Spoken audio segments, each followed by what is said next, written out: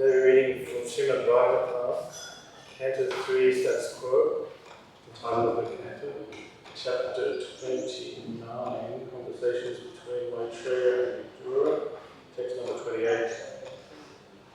So, Vadharyasya Karpanyam Viviktadhyatma Darshana Vimunchatma Tanu Ghoram Ityukto Vimumocha Ha Savadharyasya Karpanyam Savadharyasya Karpanyam Viviktadhyatma Darshana Viviktadhyatma Darshana Vimunchatma Tanunghora Vimunchatma Tanunghora Ityukto Vimumochaha Ityukto Vimumochaha Sovadharyasya Karpanyam Viviktadhyatma Darshana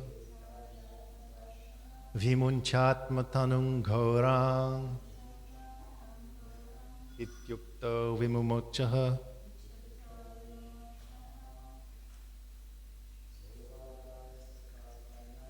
Sovadharyasya Karpanyam Viviktadhyatma darshana Vimunchatma tanung ghaurang Ityukto vimumochaha Sauvadharyasya karpanyam Viviktadhyatma darshana Vimunchatma tanung ghaurang Ityukto vimumochaha. Saha, the Supreme Lord Hari, Avadharya, perceiving, Asya, of Lord Brahma, Karpanyam, the distress, Vivikta, without a doubt, Adhyatma, minds of others, Darshana, one who can see, Vimuncha, cast off, Atmatanum, your body, Ghora, impure, Ityukta, thus commanded, Vimumochaha, Lord Brahma threw it off. Translation and purport by His Divine Grace, Srila A.C. Bhaktivedanta Swami Prabhupada. Jai Srila Prabhupada. Translation: the Lord who can distinctly see the minds of others perceived Brahma's distress and said to him, quote, cast off this impure body of yours, close quote. Thus commanded by the Lord, Brahma cast off his body. Translation, please repeat. The Lord who can distinctly see the minds of others perceived Brahma's distress and said to him, cast off this impure body of yours. Thus commanded by the Lord, Brahma cast off his body. Purport. The Lord is described here by the word viviktadhyatma darshana. That if anyone can completely perceive another's distress without doubt, it is the Lord Himself. If someone is in distress and wants to get relief from his friend, sometimes it so happens that his friend does not appreciate the volume of distress he is suffering. But for the Supreme Lord, it is not difficult. The Supreme Lord as Paramatma is sitting within the heart of every living entity, and He directly perceives the exact causes of distress. In Bhagavad Gita, the Lord says, Sarvasya chaham hriddi sannivishta. Quote, I'm sitting in everyone's heart, and because of me, one's remembrance and forgetfulness occur, close quote. Thus, whenever one fully surrenders unto the Supreme Lord, one finds that He, the Lord, is sitting within one's heart. He, the Lord, can give us direction how to get out of dangers or how to approach Him in devotional service. The Lord, however, asked Brahma to give up his present body because it had created the demoniac principle. According to Sridhar Swami, Brahma's constant dropping of his body does not refer to his actually giving up his body. Rather, he suggests that Brahma gave up a particular mentality. Mind is the subtle body of the living entity. We may sometimes be absorbed in some thought which is sinful, but if we give up the sinful thought, it may be said that we give up the body. Brahma's mind was not in correct order when he created the demons. It must have been full of passion because the entire creation was passionate. Therefore, such passionate sons were born. It follows that any father and mother should also be careful while begetting children. The mental condition of a child depends upon the mental status of his parents at the time he is conceived. According to the Vedic system, therefore, the Govardhana sanskara, or the ceremony for giving birth to a child, is observed. Before begetting a child, one has to sanctify his perplexed mind. When the parents engage their minds in the lotus feet of the Lord, and in such a state the child is born, naturally good devotee children come. When the society is full of such good population, there is no trouble from demoniac mentalities. Om Jnanatimirandasya Jnananjana Shalakaya Chakshurunmilitam Yena Tasmai Shri Gurave Namaha Mukham Karoti Vachalam Bhangum Langayate Girim Yat Kripatamaham Vande Shri Gurum Dinataranam.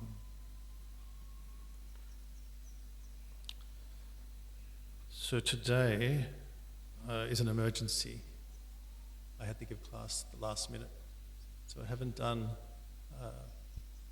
a huge amount of preparation. Shastra has very kindly given me some notes that he took. So I'm going to go over these notes and then earlier than usual, I think, open for discussion. So,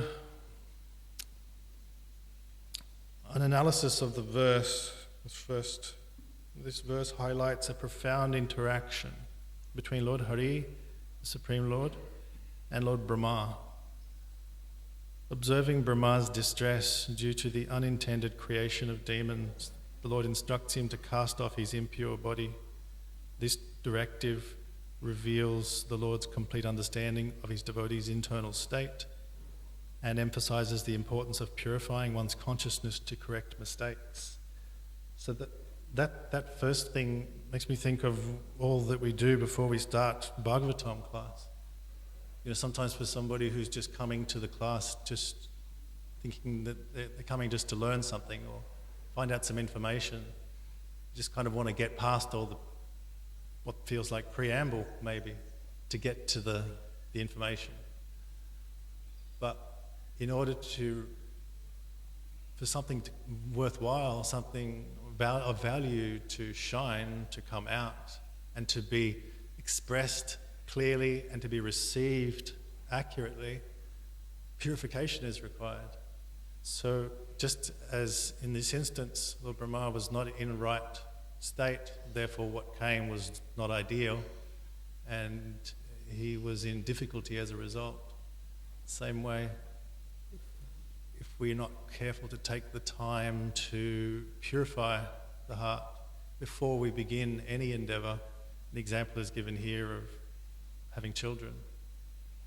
It can be many, many years of unnecessary difficulty. Children born of a mind not in that right state, as in the example of Lord Brahma, cause more trouble than children born of a purified heart and mind at the time of conception. So Brahma conceived the demons at a time when his mind and heart was not in a purified state. And as a result, there was some trouble.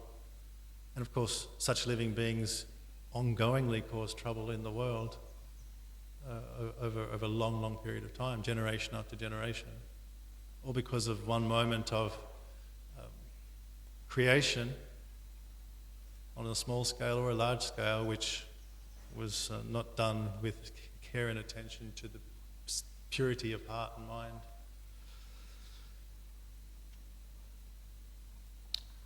So the key themes in the verse, one is the theme of the Lord as the Supersoul, the Paramatma. Within every body, this is stated, this describes in the Vedic literatures, there's two birds sitting on a tree. Sometimes it gives a little more detail depending on which Shastra it's brought from.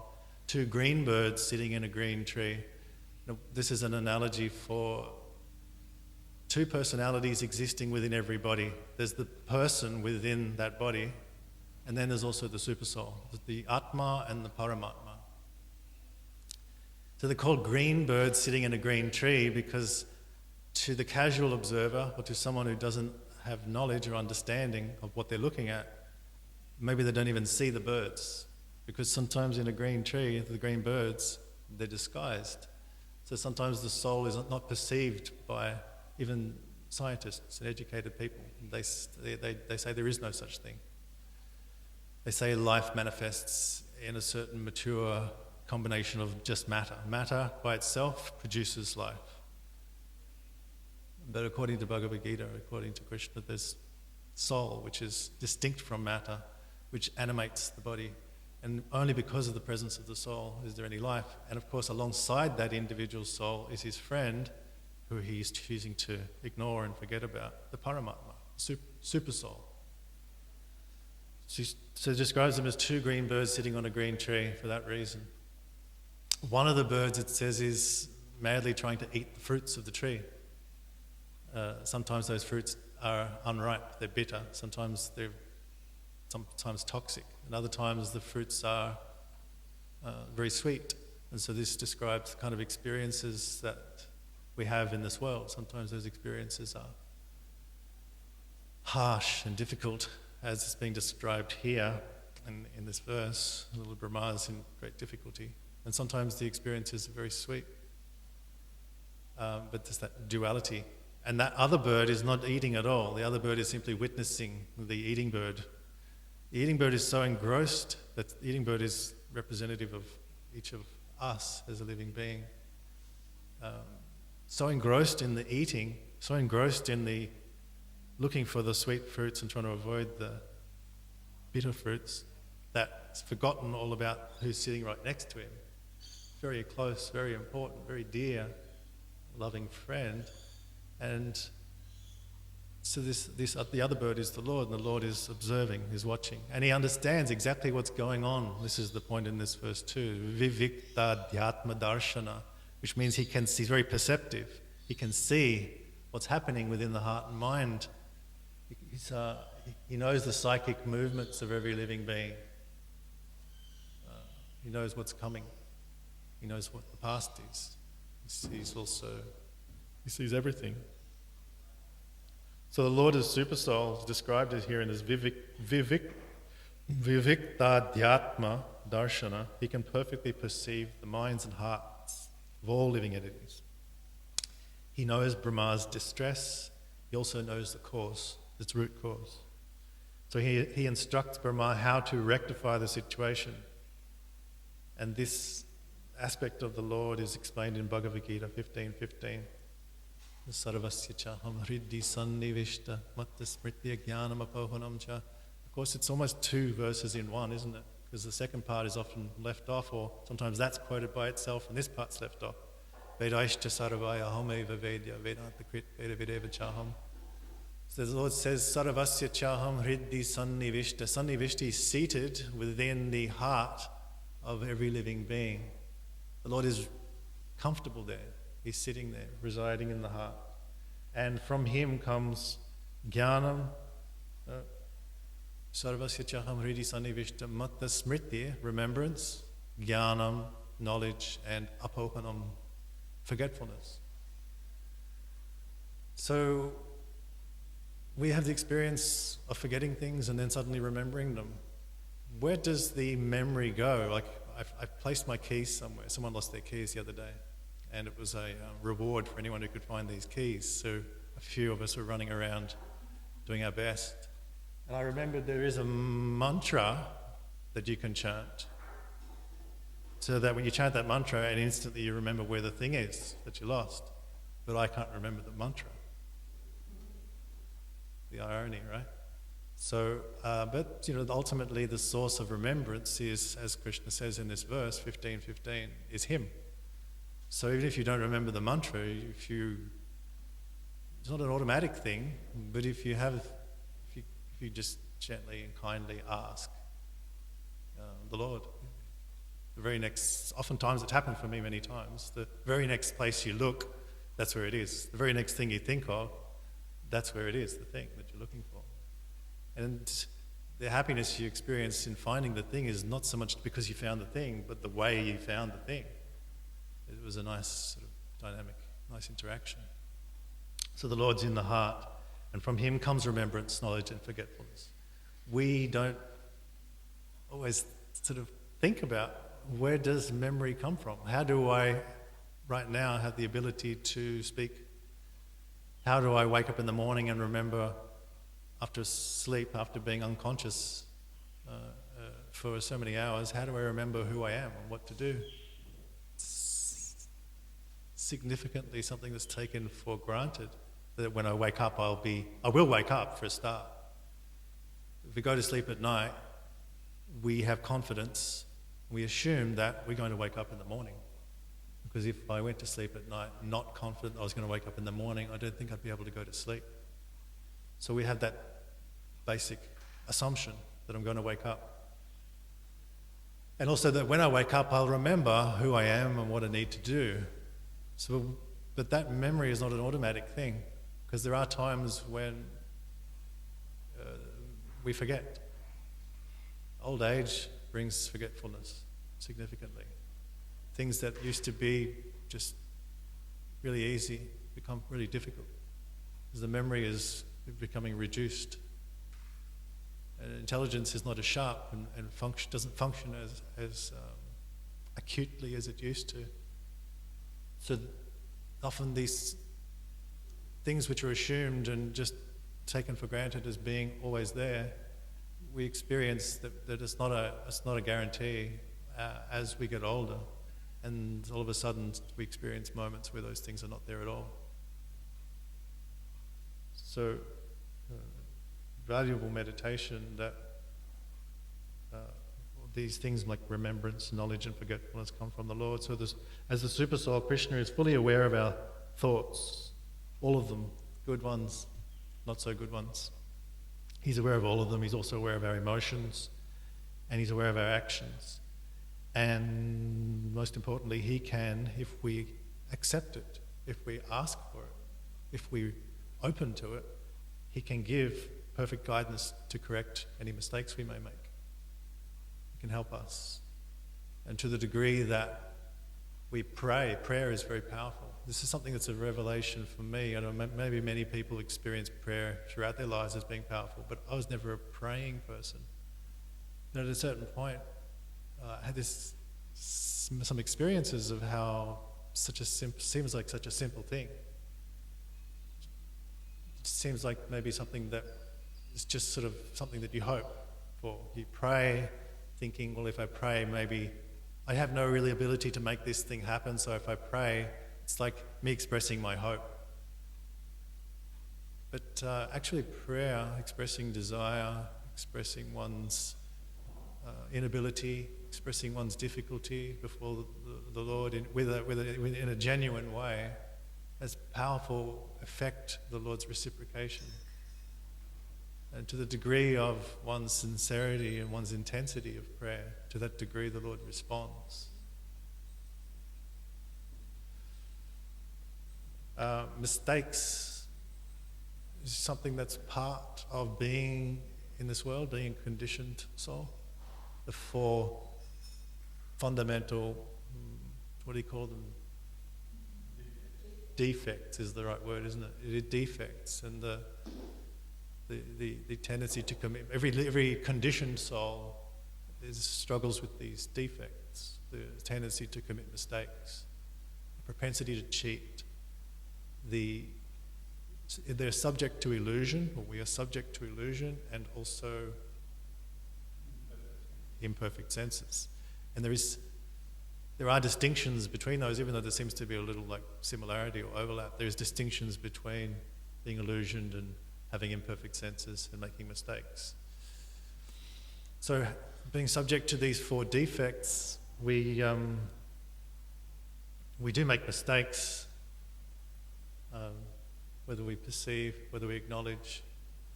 And mistakes don't have to be cause for despondency or feeling like, I'm not meant to be here, this is not for me, I can't do this, and then giving up, or sort of allowing ourselves to slip into a less assertive, a less serious practice of bhakti. Because I've made mistakes, let me just sort of just scale it down and just not try so hard, because I'll just keep a low profile. But mistakes are not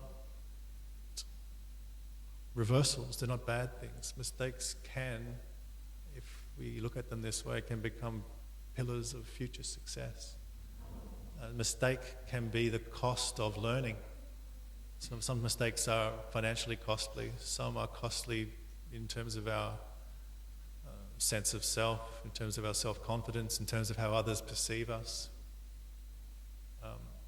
Mistakes can have these kind of repercussions, but mistakes can also be seen as, and whatever the price of the mistake is, can be seen as the price we pay for the learning.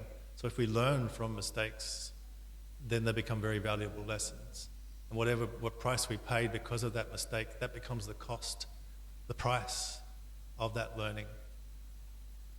In a sense, it's very enlivening then, that we should move forward with some confidence. Rupa Goswami speaks about the principles that ensure the complete success of pure devotional service. In the first one, utsaha, enthusiasm. Utsaha, nishchayat, dhairyat. Is a dhairyat which is confidence. To be confident that if we follow the directives of the Lord and His representatives, that the outcomes will be as they say they are. So confidence is important in executing anything, and the same is true for bhakti yoga. To have confidence that the process works. The process is given by the Lord, who is not subject to the defects that we just described. So the process, if it's carefully understood and then applied and executed, it will have its outcome. So despite sometimes there may be mistakes, if we have that confidence and that vision of mistakes as not being indication of our hopeless situation, but rather just a price of learning. And if we learn from those mistakes, then those mistakes become turning points in our life. Turning points when things came, shifted into another level, into another gear because of that mistake and the learning that came from that mistake. So prayer is powerful in this regard because Krishna can help us to learn. What is it that I need to learn? And Krishna can help. He can show us what it is that we need to learn, just like the experience of I forget something, ask Krishna, where is that thing? And He can show you where that thing is. So my sense of self, my sense of how to do this thing correctly, how to apply myself to the process of bhakti with power, is that verse, akam sarvakam uva mokshakam udaradi tivrena bhakti yogena yajeta purusham param. There's many verses like that, they're very similar, which describe that no matter whether you have all desires or no desires at all, or if you desire liberation from this situation, which is desirelessness. It says tivrena bhakti yogena, that's the reason I thought of it, because tivrena means powerfully. Apply the process of bhakti with some power, and then yajeta purusham param. In doing so, worship the Supreme Person, yaja. So bhakti, if it's applied with that utsaha, enthusiasm, with that patience, understanding that things take time, but things will take forever if we don't apply it carefully, if we don't have that other factors there. Like a cooking pot full of all the ingredients you need for the correct recipe to come out, and the flame is on, but the cooking pot is suspended 3 feet above the flame. Everything's there, it's all there, it should work, but there's one little point that's missing, is that the flame has to come into contact with the pot in order to make the cooking happen, and then the sabji is finished. So attention to the details is important. There's other aspects of that same utsaha nishchayat dhairyat tat tat karma pravartana, understanding what all the different rules are for, the purpose of them. And then taking association of those who are serious on the path of bhakti, and avoiding the association of those who who stand apart, who stand aside from it, who ignore or who are against such principles.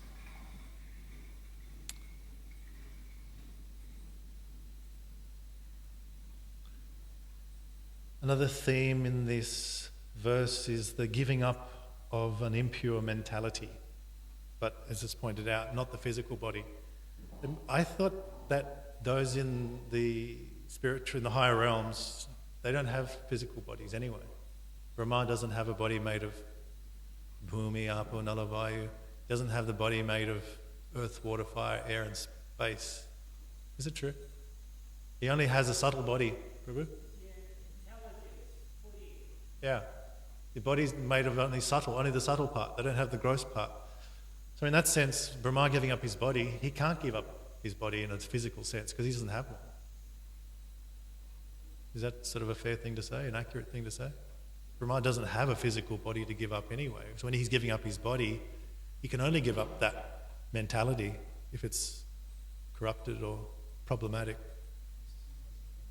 His subtle body.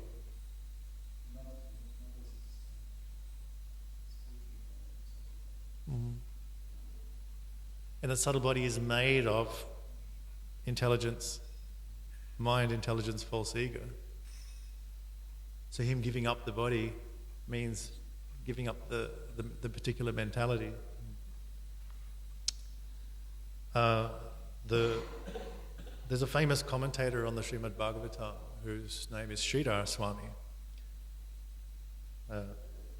Sridhar Swami says in the purport that this casting off of the body refers to abandoning a particular impure mentality. Now, we're not just hearing about Brahma here, this is important. We can learn from this instance that we also sometimes have thoughts which aren't conducive. Whether we understand it or not, or acknowledge it or recognize it or not, many thoughts we have will be useful for our self-interest, will be beneficial for our self-interest, and other thoughts that, because the mind is a repository of all sorts of experiences, and the world is not, we're not living in a spiritual world, so there are divine and demoniac natures, and those mentalities can overcome us at different points.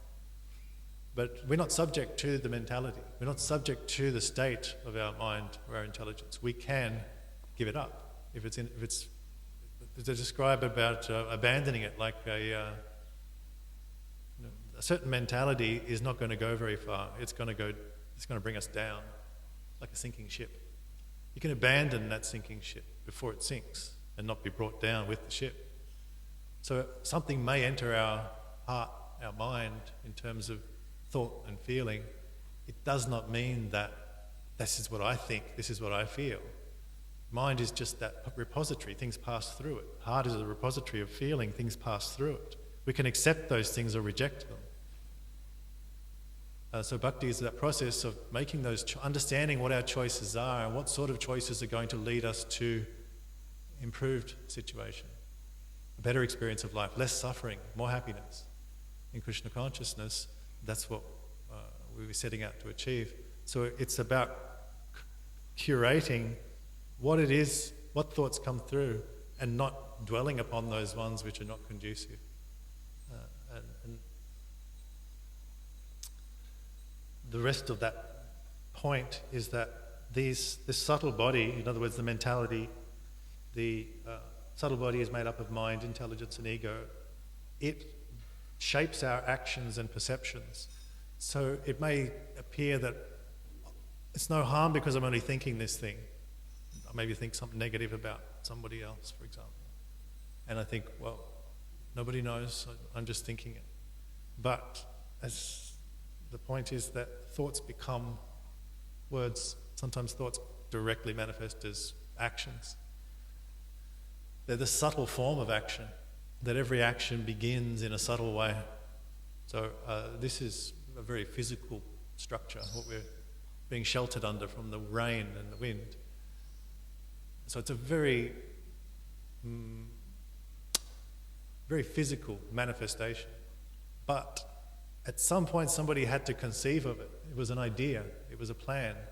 It was then drawn up, and I don't know the details how much went into it, but at least some thought has to happen. Anything that we do, any action we perform begins with some thinking. Then we feel strongly enough about what it is that we're thinking, and the will to action comes. Every action comes as a result of subtle, it begins from the subtle and then manifests in the physical. So Srila Prabhupada describes the process of bhakti as being the mental culture of Krishna consciousness, that we observe, and the work we do is actually on the level of the mind and the intelligence, that we observe those subtle flows and then correct them, purify them, choose which is useful and reject those things which are not, on that subtle level, and then our actions and the things that come, the products of our actions, will then be more harmonious, more fruitful, and we make nice progress on the path of life. There's other verses which sort of indicate that same thing. Krishna talks about the way that someone may give up external sense gratification, the things which keep us separate from our actual identity and our actual progress in life. Someone may give up the actual form of the sense gratification, but if they continue to dwell upon it in the mind, he says, such a person is called a pretender, deludes themselves. I've forgotten the actual Sanskrit of that verse, but he's got that specific thing that the point is that what's happening subtly is more important than what happens physically. What's happening in the mind should be noted, should be collected, should be addressed. Should make careful choices about, should I keep thinking about this, or should I reject it and choose something else to think about? Brahma's creation of demoniac. So Brahma's his example here is that through his lack of care, his mentality has given birth to living beings who, for him, immediately, as soon as they were born, started to cause him trouble. And demons, by their nature, as described 16th chapter of Bhagavad Gita, always engage in unbeneficial, horrible works meant to destroy the world. So it's ongoing difficulties caused by this impure mentality of Lord Brahma that gave birth to such living beings, such personalities.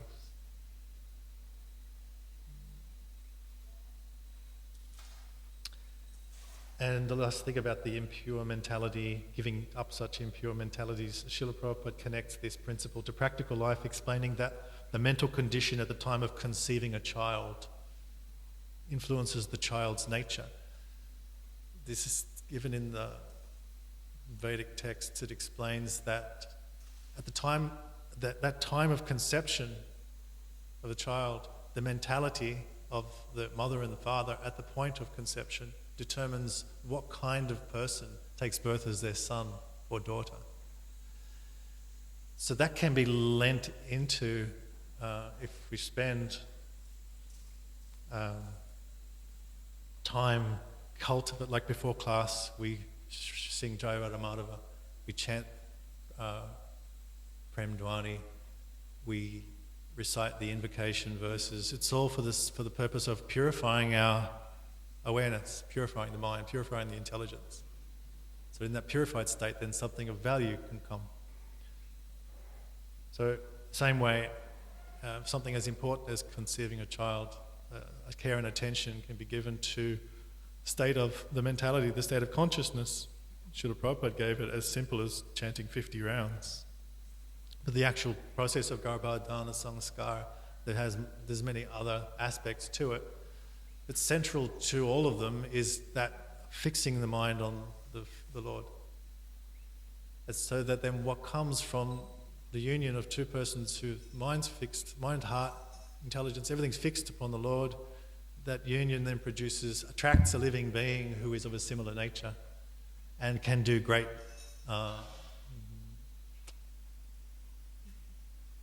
can make a big change, beautiful, wonderful changes in the world, as opposed to somebody who is just, again, in difficulty, struggling, to some degree or another, part of the problem that the world continues to labour under in the age of Kali. So the opportunity is always there. The morning program is nothing but an opportunity. This temple, this facility, this community is an opportunity, and each of us has an opportunity to recognise what is the nature of that opportunity. What is in every situation, there's so many opportunities which you can take advantage of. Like when the sun shines, which it does sometimes, but the sun shines, then we can just experience just beautiful sunshine in the day. That's one opportunity. But is that the major or the most significant opportunity in that moment, in that day? Is there another opportunity which is more valuable than that? So having that ability to see what is the highest opportunity available to me each point of the day. And coming to the morning program is, for example, an opportunity. That's all it is. You can just go there and just be there physically, half asleep. That's something. Or you can be there consciously because of taking time to learn what the prayers mean. What are we saying these every day for? What is the significance? What is the relevance to me? And so then you're present, not just physically, but you're present in a conscious way. And you're then taking more full advantage of the opportunity of being there. Eating prasadam, on one level, is just very delicious. So there's that opportunity of eating something nice that's tasty. But also we can go further, and that's why we sing the prasada sevaya, sharirana vidyaja. We sing that song so that purify the awareness, so that we're looking at what is the greater opportunity here, not just eating some nice eatables, but that Krishna is here in this form, and that by eating this, it's got a purifying effect. So that what comes after this is then entered into in a purified state. So things can be purifying, but their purifying effect can be enhanced by our consciousness, our awareness of this is not ordinary food. Our consciousness amplifies the effect of the prasadam. The fact that we're aware that this is not ordinary is going to make it more extraordinary. And that's just another example of an opportunity. That one opportunity is I get to eat some really nice tasty food. But a greater opportunity is that not only is it nice to eat and tasty, but it's also it's out of this world. It's an extraordinary. Krishna is there in that form, and we can, as the prayer says, Krishna Borodoyamoy Koribari Jiva Joy Swap Prasad Anna Dilo Pai, say Annamrita Pao, just with enthusiasm and joy and love, eat this prasad and call out the names Chaitanya Nitai. So every thought, every word, every action is an opportunity to what? That's what we have to decide. That's up to us, what we make of that opportunity. But it is an opportunity only. And the opportunity here, in this kind of environment, is particularly expanded. There is great opportunity if we don't just see it as just a nice place to be. If we see it as something, it is that, but more than that.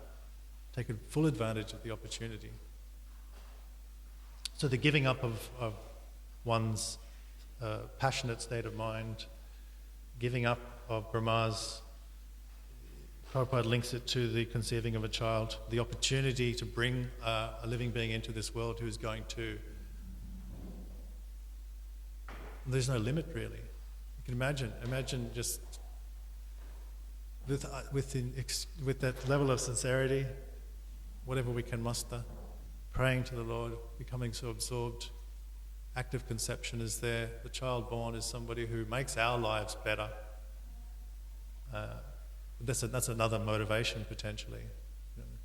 A soul brought into this world is a beautiful thing one way or another. But a troubled soul brought into this world is going to be troubled themselves. They're going to cause trouble to their immediate family, their parents, and then go into the world and that trouble continues. Whereas a soul who is a beacon of transformation, they're going to make that they themselves are someone who's very well situated, very happy. Their parents become happy having such a person in their lives, and then they go out into the world and they make the world, in whatever they do, they make the world a better place. So that's not a random thing, is the point. It's not just a random occurrence that I happen to have a child who was like this, or I happen to have a child like that. It can be arranged. It's something you can make decisions about. There's so many other points here, but take some time to discuss and comment and question? Anybody at all who wants to ask questions, make a comment?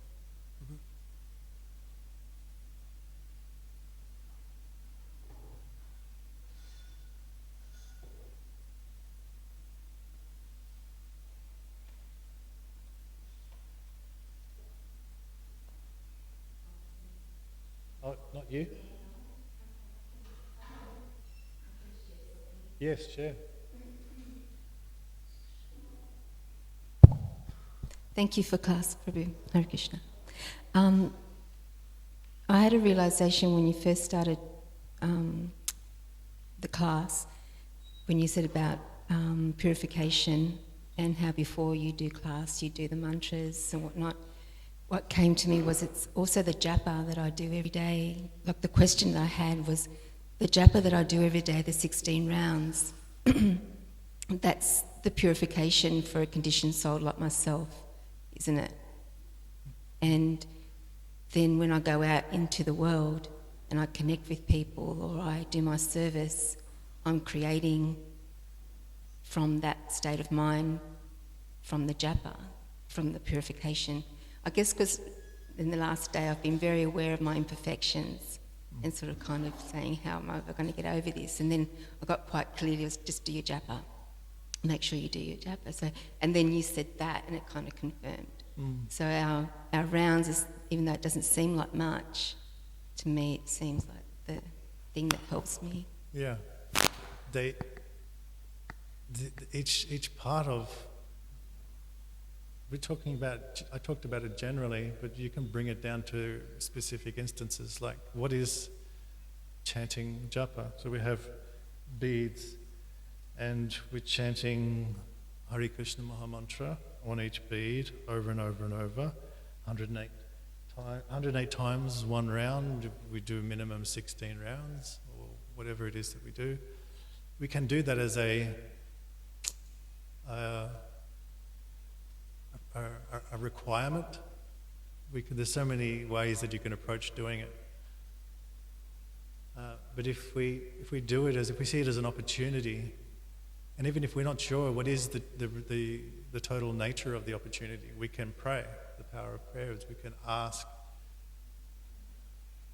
The Lord Chaitanya has given us the Shikshastakam prayers, where this is an important thing to think about too. When we every day we say, if we're here at that time, we're saying the Shikshastaka. And they're not our prayers, they're Lord Chaitanya's prayers. So it goes from the very beginning stages of bhakti all the way to the final stages of bhakti. And so what we're hearing is Lord Chaitanya's expression of all these stages. So we repeat those phrases, and then the English as well, meditating on Lord Chaitanya as teaching us the way of bhakti from the beginning all the way through to the end. And at one point he says that despite the Lord being so kind and giving us so many names to chant, that these names have so much power to transform and purify us, he acknowledges that he has no taste. At that point in the process, he doesn't experience any taste for it. But still he is meditating on and recognizing that it's an act of manifestation of the Lord's kindness. So the opportunity that's there, even if we feel a little unclear about what the opportunity is, we can pray and the Lord gives us more clarity about what is the essential opportunity of attending to that, chanting Hare Krishna. What am I really to gain? What is the real purpose or benefit of it? Because it can become like a routine thing. It can become a habit. It can be seen when we first approach it as something less than what it actually is. We may not see its full potential. We may not understand what this represents to me, what this represents to others. We may just see it as, this is just what these people do. This is what Hare Krishnas do. They chant Hare Krishna. It's something that someone else does. I don't see how it's relevant to me. And that can sort of prolong. And then we can appreciate something of it, but then forget we can appreciate that, oh, it's beneficial. I've experienced some benefit in chanting, but then over time it's easy to forget what we perceived before, forget the benefit. So it's something that needs to be renovated, something that needs to be, we need to be present with it. Take full advantage of the opportunity. Recognize what is the opportunity. Engage with it, with help from the Lord. If we have a desire, then the Lord will facilitate our desire. Brahma's distress was responded to by the Lord. He perceives what's going on. This is what this verse is saying. He knows what we're feeling and thinking. A little reaching out in the form of prayer, because Mahamantra it's a mantra. It's also it's a song and it's a prayer. We're asking to be brought back into that state of awareness, that state of consciousness where we're normal, natural, where we're not confused, where we're not experiencing doubt and conflict within the mind, where we experience an original state, something we hope for and anticipate. Prabhu, comment?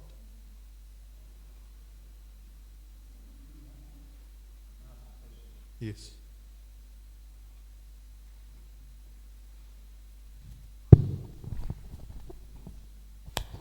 It seems like the situation with Lord Brahma is especially empowered to cast off this mentality. Mm-hmm. It seems like it's like a slice, like an unwanted file in the mental storage that he's able to pull out and toss. But in our cases, it doesn't seem that easy. You can just pull out a slice of mentality which is not desirable and cast it off for good. Seems like some of these files have got a string on them and they sort of want to come back again. Yeah. So what's the difference here? Is he specially empowered to be able to do this, or are we all able to do this? It's a really good question and a really good point. Then what straight away comes to mind is that how what his reaction to it is. So he experiences that. If you go back to the previous verses, he's experiencing. At first, he laughs. He gives birth to demons. They come towards him for sex, and at first he laughs, just thinking about how foolish it is. But they persist, and then he gets concerned and worried. He starts running away, and he comes to point of prayer. I think that is key to his ability to, like a surgeon, like he said, to just this is not correct, and just throw it away, cut it out and throw it away. A very exact kind of thing, expert kind of thing. But I don't think it's just a given that, oh, he's expert, I wish I was that expert. There's a reason why he's able to be so expert. And I think it's shown in it says he laughed at their stupidity. Then he found that they were still coming upon him. He grew indignant, and then he ran in great haste out of fear. And he approached the personality of Godhead. That's the thing. He approached the personality of Godhead. This reminds me of a small thing that happened. Srila Prabhupada was standing before Gaunitai deities. I think it was Gaunitai deities. He was standing before the Lord, and for an extra period of time, usually it would just have finished by then, and they'd move on to the next part. Then he'd sit down and give class. But for a long time, he was standing before the deities, praying. And one bold devotee asked him later, Srila Prabhupada, why were you standing so long in front of the deities this morning? What were you praying for? I can't remember the exact thing he said. He said that I was praying that I wouldn't become victimized, wouldn't become affected by the illusory energy, wouldn't fall into Maya. And the devotee said, but Srila Prabhupada, you're a pure devotee, pure devotees, they're not having that, they don't get that influence by Maya. He said, yes, that is because I'm always praying to not be affected by Maya. It's not a thing that one person is, another person isn't. That the whole purpose of all this presentation is to give us an understanding of how to be like that, how to become like that. And I think key to it is always, in every instance, in every story, in every pastime, in every chapter, that we read, Bhagavatam. It's that approaching the personality of Godhead. Instead of trying to do it ourselves, instead of trying to figure out how I can become an expert at slicing those unwanted bits out and throwing them away, we approach the Lord, and the mood is that even if I could achieve it by myself, even if I could, by my own ability, by my own intelligence, correct that mentality, cut it out, throw it away. If I could do it by myself, what would be the real advantage? Because I still haven't gained that connection. I still haven't gained. Whereas if I think I can't do it, I need help, and I approach the Lord for that help, not only do I get improved ability to do that thing, which in this instance is isolate the incorrect mentality, reject it, throw it away. I also get the experience of reconnecting with the relationship with the Lord, which is more important than that part. Because it's through the connection with the Lord that all things flow and all things happen with more fluidity and effortlessness and magic.